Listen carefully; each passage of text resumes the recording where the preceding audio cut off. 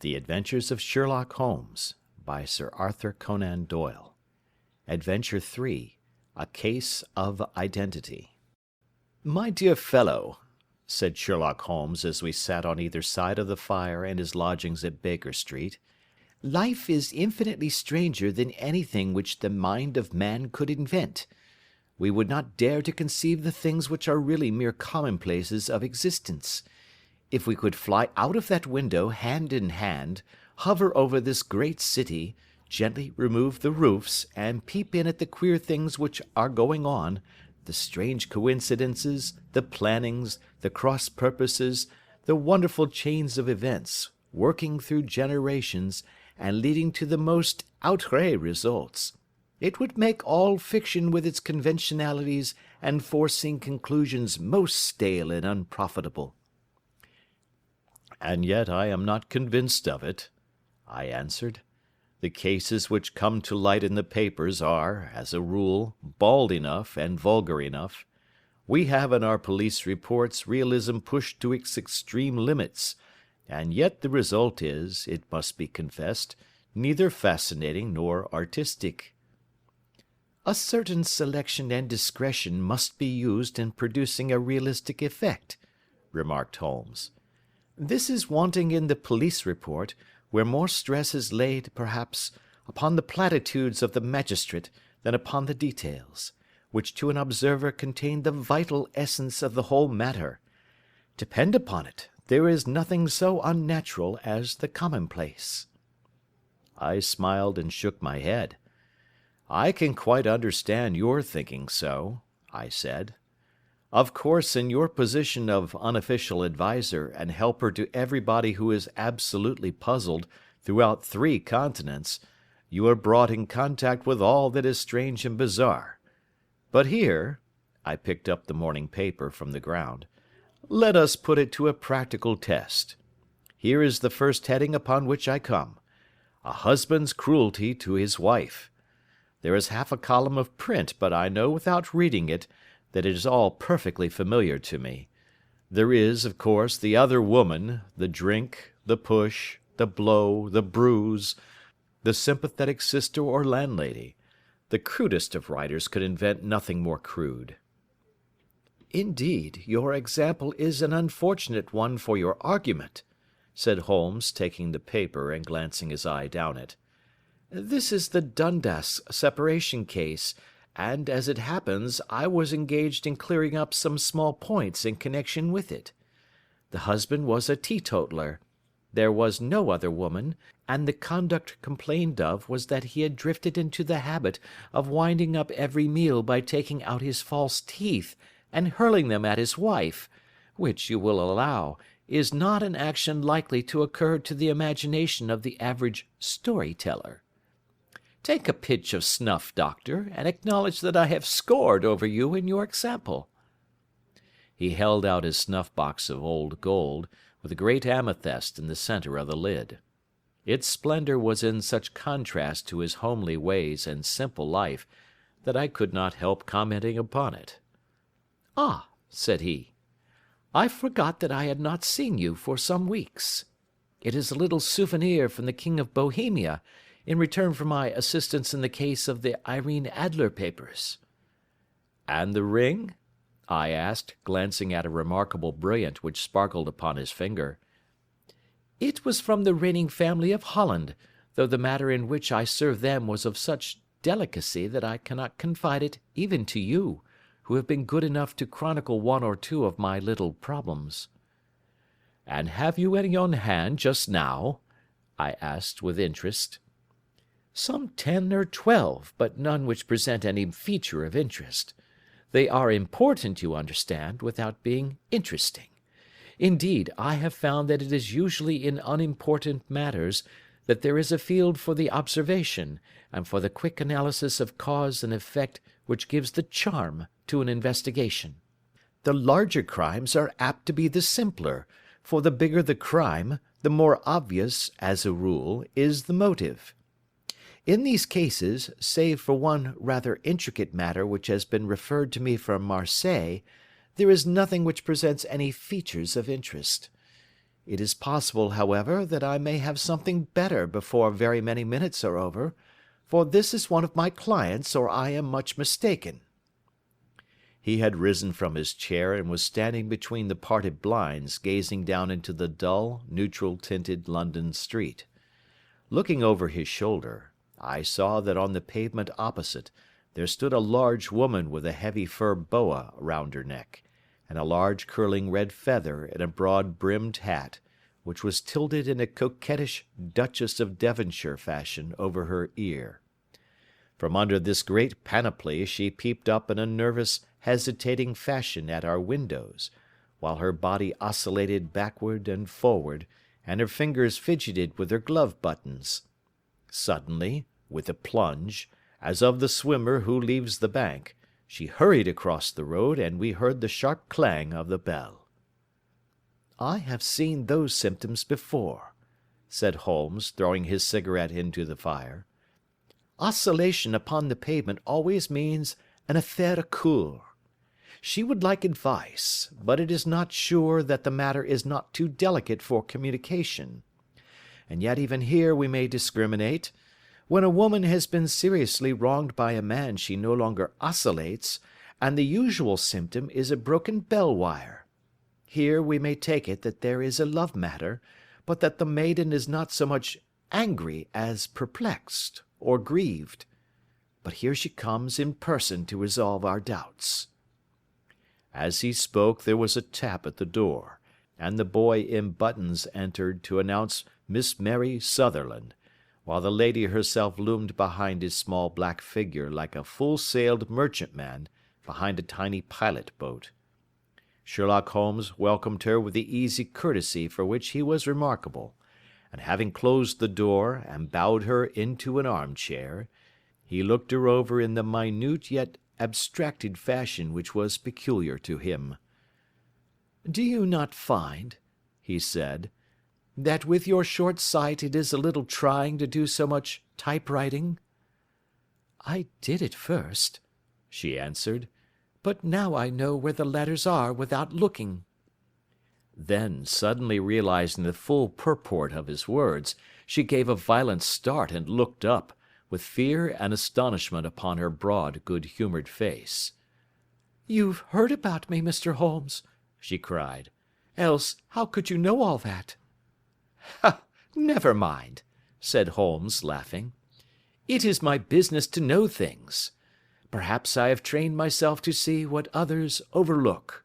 If not, why should you come to consult me?" "I came to you, sir, because I heard of you from Mrs. Etheridge, whose husband you found so easy when the police and everyone had given him up for dead. Oh, Mr. Holmes, I wish you would do as much for me. I'm not rich, but still I have 100 a year in my own right, besides the little that I make by the machine, and I would give it all to know what has become of Mr. Hosmer Angel." "Why did you come away to consult me in such a hurry?" asked Sherlock Holmes, with his finger-tips together and his eyes to the ceiling. Again a startled look came over the somewhat vacuous face of Miss Mary Sutherland. "Yes, I did bang out of the house," she said, "for it made me angry to see the easy way in which Mr. Winbank, that is, my father, took it all. He would not go to the police, and he would not go to you, and so at last, as he would do nothing, and kept on saying that there was no harm done, it made me mad, and I just on with my things and came right away to you." "Your father?" said Holmes. "Your stepfather, surely, since the name is different." "Yes, my stepfather. I call him father, though it sounds funny, too, for he is only 5 years and 2 months older than myself." "And your mother is alive?" "Oh, yes, mother is alive and well. I wasn't best pleased, Mr. Holmes, when she married again so soon after father's death, and a man who was nearly 15 years younger than herself. Father was a plumber in the Tottenham Court Road, and he left a tidy business behind him, which mother carried on with Mr. Hardy, the foreman, but when Mr. Windibank came he made her sell the business, for he was very superior, being a traveller in wines. They got £4,700 for the goodwill and interest, which wasn't near as much as father could have got if he had been alive. I had expected to see Sherlock Holmes impatient under this rambling and inconsequential narrative, but, on the contrary, he had listened with the greatest concentration of attention. "Your own little income," he asked, "does it come out of the business?" "Oh, no, sir. It is quite separate and was left me by my Uncle Ned in Auckland. It is in New Zealand stock, paying 4.5%. £2,500 was the amount, but I can only touch the interest." "You interest me extremely," said Holmes, "and since you draw so large a sum as 100 a year, with what you earn into the bargain, you no doubt travel a little and indulge yourself in every way. I believe that a single lady can get on very nicely upon an income of about £60. "I could do with much less than that, Mr. Holmes, but you understand that as long as I live at home I don't wish to be a burden to them, and so they have the use of the money just while I am staying with them. Of course, that is only just for the time. Mr. Windibank draws my interest every quarter and pays it over to mother, and I find that I can do pretty well with what I earn at typewriting. It brings me twopence a sheet, and I can often do from 15 to 20 sheets in a day." "You have made your position very clear to me," said Holmes. "This is my friend, Dr. Watson, before whom you can speak as freely as before myself. Kindly tell us now all about your connection with Mr. Hosmer Angel." A flush stole over Miss Sutherland's face, and she picked nervously at the fringe of her jacket. "I met him first at the gasfitters' ball," she said. "They used to send father tickets when he was alive, and then afterwards they remembered us, and sent them to mother. Mr. Windibank did not wish us to go. He never did wish us to go anywhere. He would get quite mad if I wanted so much as to join a Sunday school treat. But this time I was set on going, and I would go, for what right had he to prevent? He said the folk were not fit for us to know, when all father's friends were to be there, and he said that I had nothing fit to wear, when I had my purple plush that I had never so much as taken out of the drawer. At last, when nothing else would do, he went off to France upon the business of the firm, but we went, mother and I, with Mr. Hardy, who used to be our foreman, and it was there I met Mr. Hosmer Angel." "I suppose," said Holmes, "that when Mr. Windibank came back from France, he was very annoyed at your having gone to the ball." "Oh, well, he was very good about it. He laughed, I remember, and shrugged his shoulders, and said there was no use denying anything to a woman, for she would have her way." "I see. Then at the gasfitters' ball you met, as I understand, a gentleman called Mr. Hosmer Angel." "Yes, sir. I met him that night, and he called next day to ask if we had got home all safe, and after that we met him. That is to say, Mr. Holmes, I met him twice for walks, but after that father came back again, and Mr. Hosmer Angel could not come to the house any more." "No." "Well, you know father didn't like anything of the sort. He wouldn't have any visitors if he could help it, and he used to say that a woman should be happy in her own family circle. But then, as I used to say to mother, a woman wants her own circle to begin with, and I had not got mine yet." "But how about Mr. Hosmer Angel? Did he make no attempt to see you?" "Well, father was going off to France again in a week, and Hosmer wrote and said that it would be safer and better not to see each other until he had gone. We could write in the meantime, and he used to write every day. I took the letters in the morning, so there was no need for father to know." "Were you engaged to the gentleman at this time?" "Oh, yes, Mr. Holmes. We were engaged after the first walk that we took.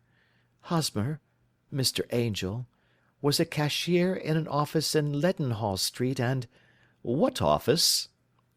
"That's the worst of it, Mr. Holmes. I don't know. Where did he live then? He slept on the premises. And you don't know his address? No, except that it was Leadenhall Street. Where did you address your letters then? To the Leadenhall Street post office, to be left till called for. He said that if they were sent to the office he would be chaffed by all the other clerks about having letters from a lady, so I offered to typewrite them, like he did his, but he wouldn't have that, for he said that when I wrote them they seemed to come from me, but when they were typewritten he always felt that the machine had come between us. That will just show you how fond he was of me, Mr. Holmes, and the little things that he would think of." "It was most suggestive," said Holmes. "It has long been an axiom of mine that the little things are infinitely the most important. Can you remember any other little things about Mr. Hosmer Angel?" "He was a very shy man, Mr. Holmes. He would rather walk with me in the evening than in the daylight, for he said that he hated to be conspicuous. Very retiring and gentlemanly he was. Even his voice was gentle.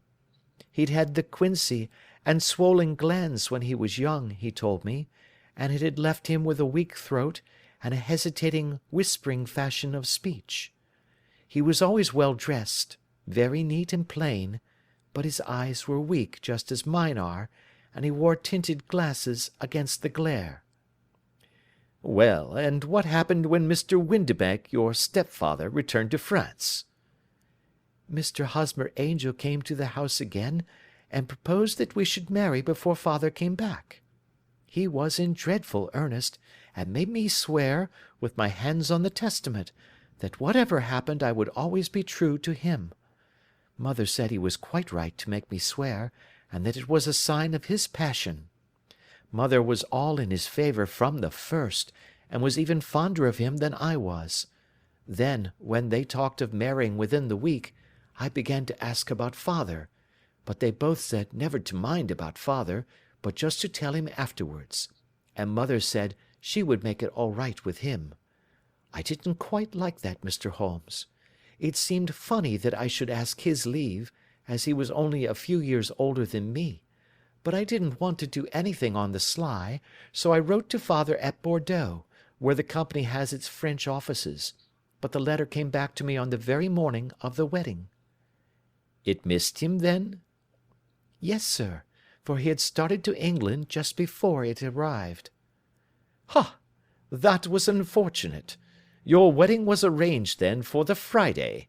Was it to be in church?" "Yes, sir, but very quietly. It was to be at Son Saviour's, near King's Cross, and we were to have breakfast afterwards at the St. Pancras Hotel. Hosmer came for us in a hansom, but as there were two of us, he put us both into it and stepped himself into a four-wheeler, which happened to be the only other cab in the street. We got to the church first, and when the four-wheeler drove up we waited for him to step out, but he never did, and when the cabman got down from the box and looked, there was no one there. The cabman said that he could not imagine what had become of him, for he had seen him get in with his own eyes. That was last Friday, Mr. Holmes, and I have neither seen nor heard anything since then to throw any light upon what has become of him." "It seems to me that you have been very shamefully treated," said Holmes. "Oh, no, sir. He was too good and kind to leave me so.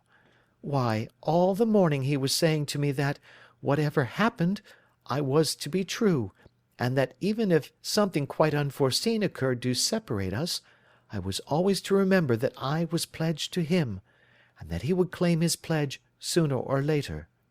It seemed strange talk for a wedding morning, but what has happened since gives a meaning to it." "Most certainly it does. Your own opinion is, then, that some unforeseen catastrophe has occurred to him?" "Yes, sir. I believe that he foresaw some danger, or else he would not have talked so, and then I think that what he foresaw happened." "But you have no notion as to what it could have been?" "None." "One more question. How did your mother take the matter?" She was angry, and said that I was never to speak of the matter again. And your father? Did you tell him? Yes, and he seemed to think, with me, that something had happened, and that I should hear of Hosmer again. As he said, what interest could anyone have in bringing me to the doors of the church, and then leaving me? Now, if he had borrowed my money, or if he had married me and got my money settled on him, there might be some reason, but Hosmer was very independent about money, and never would look at a shilling of mine. And yet, what could have happened? And why could he not write? Oh, it drives me half mad to think of it, and I can't sleep a wink at night." She pulled a little handkerchief out of her muff, and began to sob heavily into it. "I shall glance into the case for you," said Holmes, rising, "and I have no doubt that we shall reach some definite result. Let the weight of the matter rest upon me now, and do not let your mind dwell upon it further. Above all, try to let Mr. Hosmer Angel vanish from your memory, as he has done from your life." "Then you don't think I'll see him again?" "I fear not." "Then what has happened to him?" "You will leave that question in my hands. I should like an accurate description of him, and any letters of his which you can spare." "I advertised for him in last Saturday's Chronicle," said she. "Here is the slip, and here are 4 letters from him." "Thank you. And your address?" "Number 31 Lion Place, Camberwell." "Mr. Angel's address you never had, I understand. Where is your father's place of business?" "He travels for Westhouse and Marbank, the great claret importers of Fenchurch Street." "Thank you. You have made your statement very clearly. You will leave the papers here, and remember the advice which I have given you. Let the whole incident be a sealed book, and do not allow it to affect your life." "You are very kind, Mr. Holmes, but I cannot do that. I shall be true to Hosmer. He shall find me ready when he comes back." For all the preposterous hat and the vacuous face, there was something noble in the simple faith of our visitor which compelled our respect. She laid her little bundle of papers upon the table and went her way, with a promise to come again whenever she might be summoned. Sherlock Holmes sat silent for a few minutes with his finger-tips still pressed together, his legs stretched out in front of him, and his gaze directed upward to the ceiling. Then he took down from the rack the old and oily clay pipe, which was to him as a counsellor, and, having lit it, he leaned back in his chair, with the thick blue cloud-wreaths spinning up from him, and a look of infinite languor in his face. "Quite an interesting study, that maiden," he observed. "I found her more interesting than her little problem, which, by the way, is rather a trite one. You will find parallel cases, if you consult my index, in Andover in '77, and there was something of the sort at The Hague last year. Old as is the idea, however, there were 1 or 2 details which were new to me, but the maiden herself was most instructive." "You appeared to read a good deal upon her which was quite invisible to me," I remarked. "Not invisible, but unnoticed, Watson. You did not know where to look, and so you missed all that was important. I can never bring you to realize the importance of sleeves, the suggestiveness of thumbnails, or the great issues that may hang from a bootlace. Now, what did you gather from that woman's appearance? Describe it." "Well, she had a slate-coloured, broad-brimmed straw hat, with a feather of a brickish red. Her jacket was black, with black beads sewn upon it, and a fringe of little black jet ornaments. Her dress was brown, rather darker than coffee colour, with a little purple plush at the neck and sleeves. Her gloves were greyish and were worn through at the right forefinger. Her boots I didn't observe. She had small, round, hanging gold earrings, and a general air of being fairly well-to-do in a vulgar, comfortable, easy-going way." Sherlock Holmes clapped his hands softly together and chuckled. "'Pon my word, Watson, you are coming along wonderfully. you have really done very well indeed. It is true that you have missed everything of importance, but you have hit upon the method, and you have a quick eye for colour. Never trust to general impressions, my boy, but concentrate yourself upon details. My first glance is always at a woman's sleeve. In a man it is perhaps better first to take the knee of the trouser. As you observe, this woman had plush upon her sleeves, which is a most useful material for showing traces. The double line a little above the wrist, where the typewriter presses against the table, was beautifully defined. The sewing machine, of the hand type, leaves a similar mark, but only on the left arm, and on the side of it farthest from the thumb, instead of being right across the broadest part, as this was. I then glanced at her face, and, observing the dint of a pince-nez at either side of her nose, I ventured to remark upon short sight in typewriting, which seemed to surprise her. It surprised me. But surely it was obvious. I was then much surprised and interested on glancing down to observe that, though the boots which she was wearing were not unlike each other, they were really odd ones, the one having a slightly decorated toe cap, and the other a plain one. One was buttoned only in the 2 lower buttons out of 5, and the other at the 1st, 3rd, and 5th. Now, when you see that a young lady, otherwise neatly dressed, has come away from home with odd boots, half buttoned, it is no great deduction to say that she came away in a hurry. And what else? I asked, keenly interested, as I always was, by my friend's incisive reasoning. I noted, in passing, that she had written a note before leaving home, but after being fully dressed. You observed that her right glove was torn at the forefinger, but you did not apparently see that both glove and finger were stained with violet ink. She had written in a hurry and dipped her pen too deep. It must have been this morning, or the mark would not remain clear upon the finger. All this is amusing, though rather elementary. But I must go back to business, Watson. Would you mind reading me the advertised description of Mr. Hosmer Angel? I held the little printed slip to the light.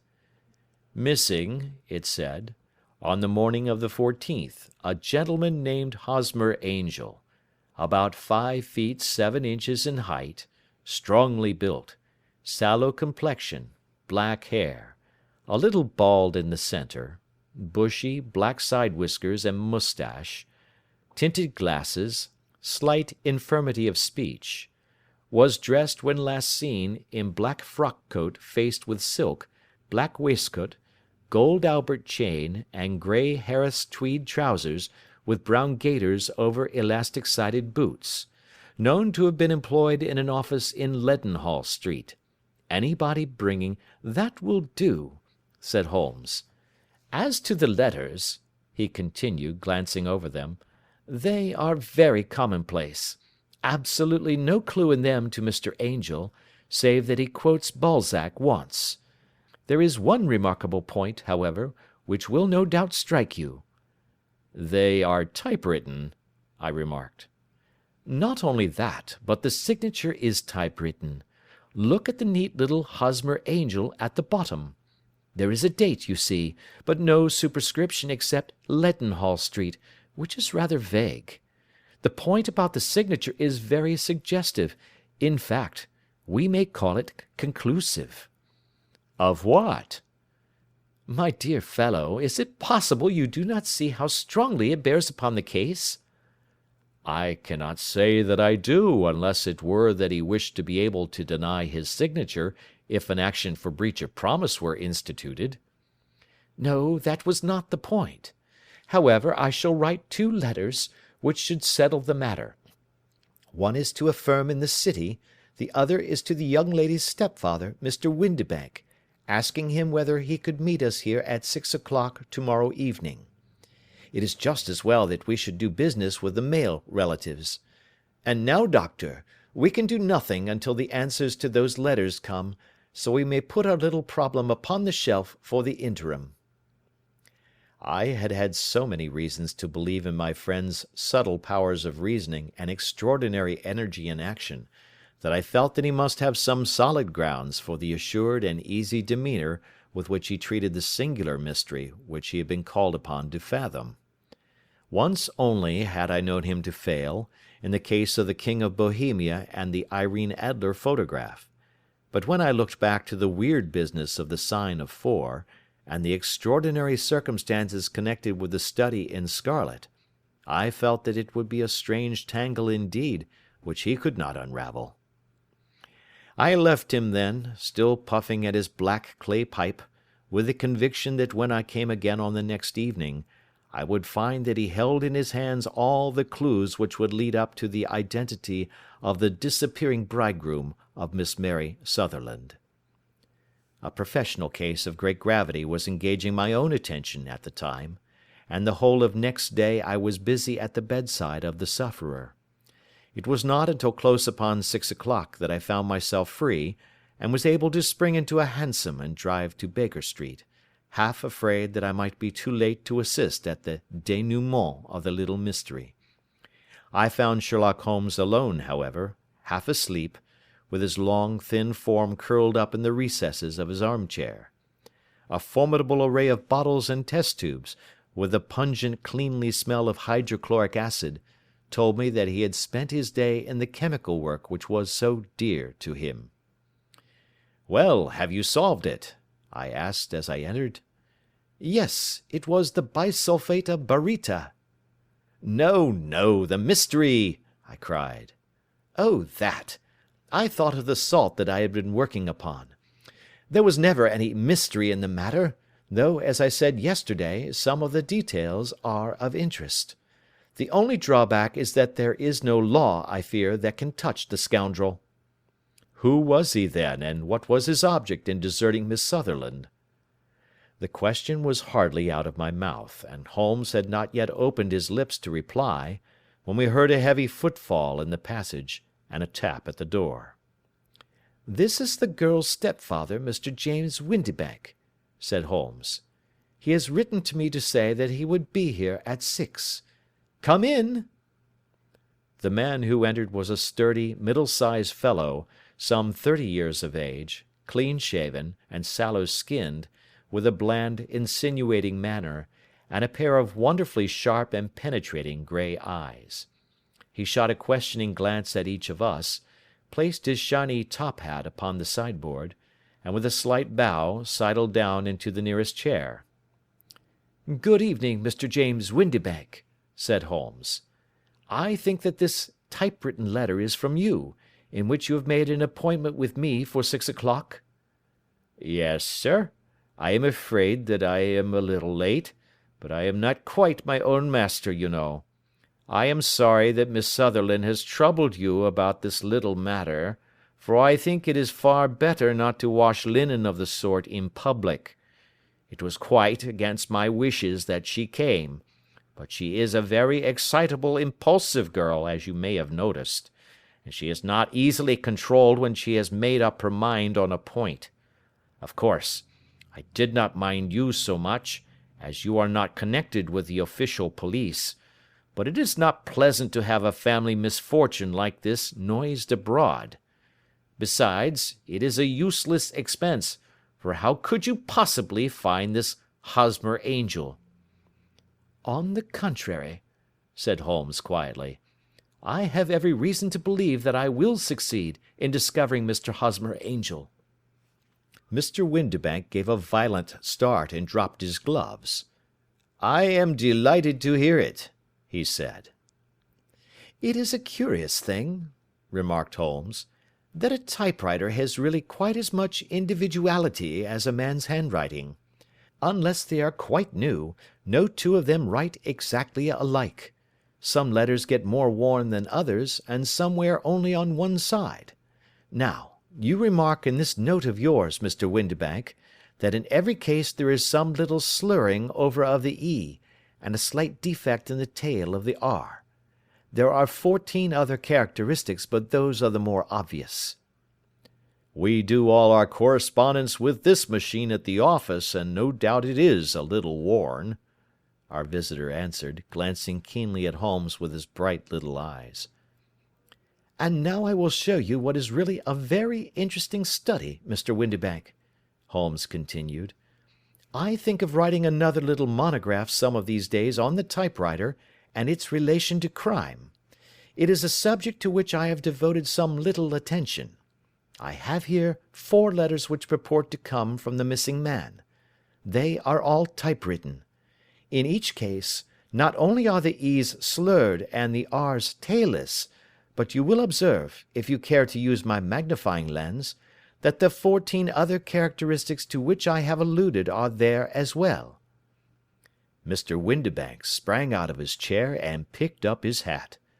"I cannot waste time over this sort of fantastic talk, Mr. Holmes," he said.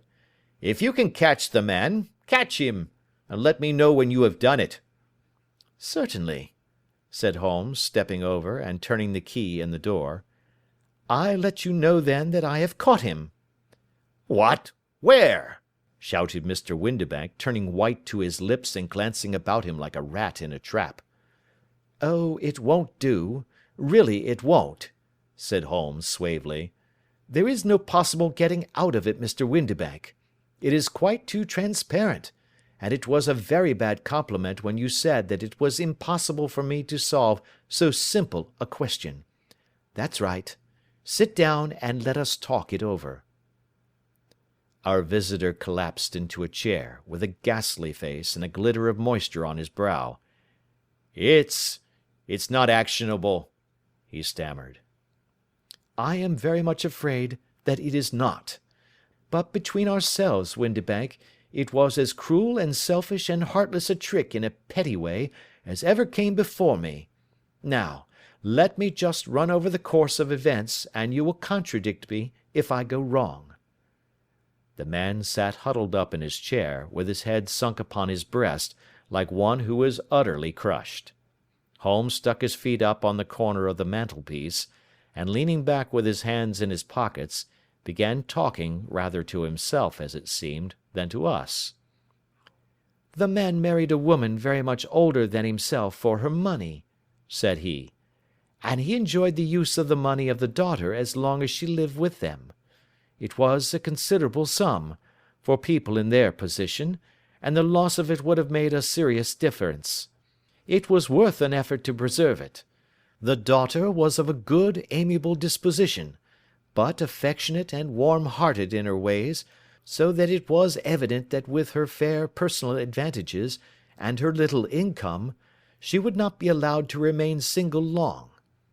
Now her marriage would mean, of course, the loss of 100 a year, so what does her stepfather do to prevent it? He takes the obvious course of keeping her at home and forbidding her to seek the company of people of her own age. But soon he found that that would not answer for ever. She became restive, insisted upon her rights, and finally announced her positive intention of going to a certain ball.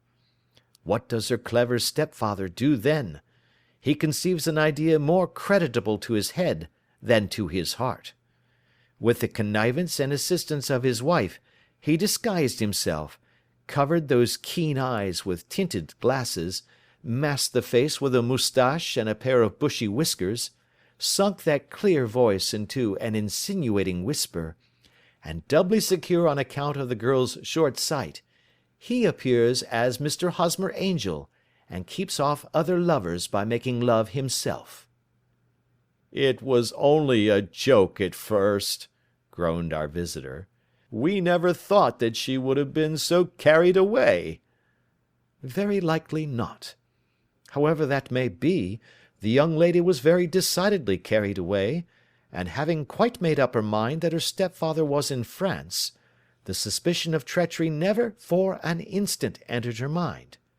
She was flattered by the gentleman's attentions, and the effect was increased by the loudly expressed admiration of her mother. Then Mr. Angel began to call, for it was obvious that the matter should be pushed as far as it would go if a real effect were to be produced. There were meetings, and an engagement, which would finally secure the girl's affections from turning towards any one else. But the deception could not be kept up for ever. These pretended journeys to France were rather cumbrous. The thing to do was clearly to bring the business to an end in such a dramatic manner that it would leave a permanent impression upon the young lady's mind, and prevent her from looking upon any other suitor for some time to come. Hence those vows of fidelity exacted upon a testament, and hence also the allusions to a possibility of something happening on the very morning of the wedding. James Windibank wished Miss Sutherland to be so bound to Hosmer Angel, and so uncertain as to his fate, that for 10 years to come, at any rate, she would not listen to another man. As far as the church door he brought her, and then, as he could go no farther, he conveniently vanished away by the old trick of stepping in at one door of a four-wheeler, and out at the other. I think that was the chain of events, Mr. Windibank." Our visitor had recovered something of his assurance while Holmes had been talking, and he rose from his chair now with a cold sneer upon his pale face. "It may be so, or it may not, Mr. Holmes," said he. "But if you are so very sharp, you ought to be sharp enough to know that it is you who are breaking the law now, and not me. I have done nothing actionable from the first, but as long as you keep that door locked, you lay yourself open to an action for assault and illegal constraint." "The law cannot, as you say, touch you," said Holmes, unlocking and throwing open the door. "Yet there never was a man who deserved punishment more. If the young lady has a brother or a friend, he ought to lay a whip across your shoulders, by Jove," he continued, flushing up at the sight of the bitter sneer upon the man's face. "It is not part of my duties to my client, but here's a hunting crop handy, and I think I shall just treat myself to—" He took 2 swift steps to the whip, but before he could grasp it there was a wild clatter of steps upon the stairs, the heavy hall door banged, and from the window we could see Mr. James Windibank running at the top of his speed down the road. "There's a cold-blooded scoundrel," said Holmes, laughing, as he threw himself down into his chair once more. "That fellow will rise from crime to crime until he does something very bad and ends on a gallows. The case has, in some respects, been not entirely devoid of interest." "I cannot now entirely see all the steps of your reasoning," I remarked. "Well, of course it was obvious from the first that this Mr. Hosmer Angel must have some strong object for his curious conduct, and it was equally clear that the only man who really profited by the incident, as far as we could see, was the stepfather.